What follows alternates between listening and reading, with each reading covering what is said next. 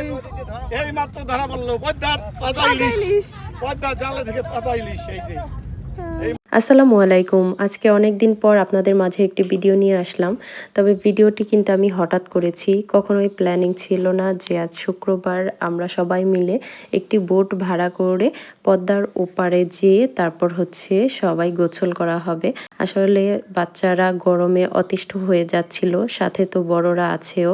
সবাই মিলে ভাবলো যে পদ্মার ওপারে যেয়ে তারপর সবাই মিলে একটু আনন্দ করা যাক। আসলে গোসলের মধ্যে যে আনন্দটা ছিল এটাই হচ্ছে স্মৃতি হিসেবে রেখে দিলাম আমি আমার টাইমলাইনে এই ভিডিওটার মাধ্যমে।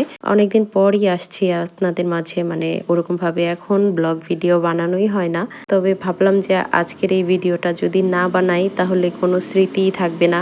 আসলে মোবাইলের অনেক সময় দেখা যায় যে ভিডিওগুলা ডিলিট হয়ে যায় বা মোবাইল নষ্ট হয়ে যায়, চুরি হয়ে যায়, কিন্তু এই ফেসবুকে যদি আমি নেটে ভিডিওটা রেখে দিই এটা মানে আজীবনের জন্য থেকে যাবে। এই জন্য এই ভিডিওটা করলাম আজকে। তবে এই প্রচণ্ড রোদে আর অসুস্থ শরীর নিয়ে তেমন ভিডিও করতে ভালো লাগছিল না, শুধুমাত্র স্মৃতি রাখার জন্য ভিডিওটা করেছি।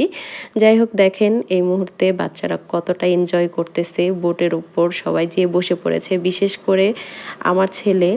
ওর ভেতরে ভয় বলতে কিছুই নেই, এরকম একটা অবস্থা। যেমন বোটের ছাদে যেয়ে লাফালাফি করে, ঠিক তেমনই বোটের একদম কিনার ঘেঁষে দাঁড়িয়ে থাকে, পানিগুলা দেখতে থাকে। দেখেন এই বলতে বলতে আমরা কিন্তু নদীর কিনারায় চলে এসেছি। এখন নেমে সবাই মানে গোসলে লাফ দেওয়ার প্ল্যানিংয়ে আছে সবাই। কে কিভাবে এনজয় করবে এখন থেকে শুরু হয়ে গিয়েছে, বোট থামার খবরও নাই।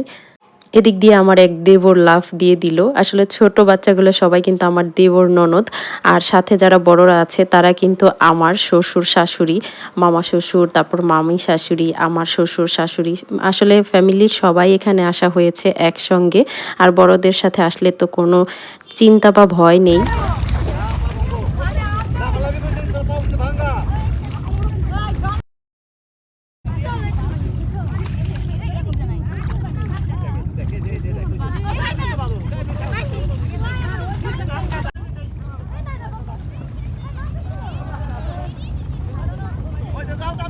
জাল টানতাছে।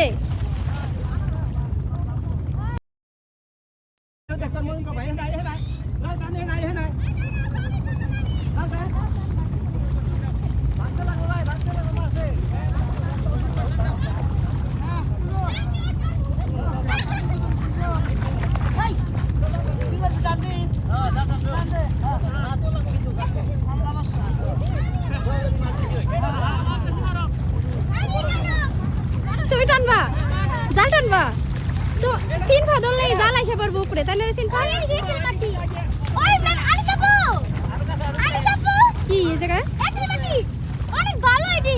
এগুলা দিয়ে কি করবা? জিনিস বানাও। জিনিস কি জিনিস? মাটি। এই দেখ ধরে দেখ কি জিনিস বানাইবা এই এটাল মাটি দিয়া? মাটির বানাও। হ্যাঁ আমি ভালো মাটি পাইছি। আই হের কত হইছে কি এটাল নাই রে দোয়া। যাই তুমি জাল টানতেছো, টানো টানো।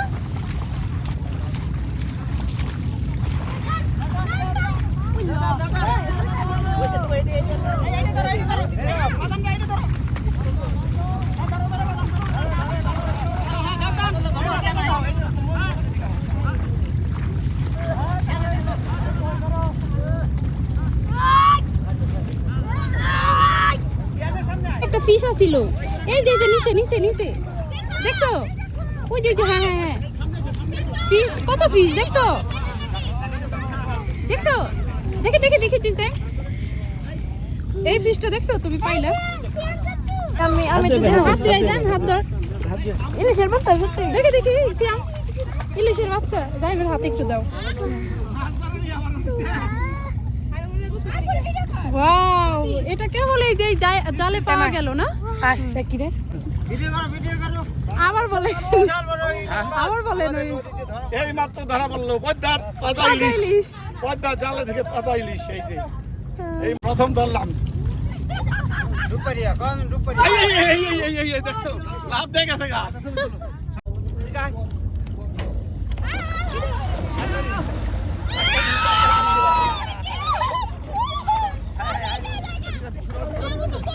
গোসল শেষে সবাই চিল মোডে খাওয়া দাওয়া করতেছিল, যার যার মতো ড্রেস চেঞ্জ করে সবাই একটু ছবি তুলে নেওয়া হচ্ছিল। আর এদিক দিয়ে আমরা মৈনটের পাড়ে চলে এসেছি, এখন বাসায় চলে যাওয়া হবে। আজকের মতো এখানেই, সবাই ভালো থাকবেন। ভিডিওটি কেমন হয়েছে অবশ্যই কমেন্টে জানিয়ে যাবেন।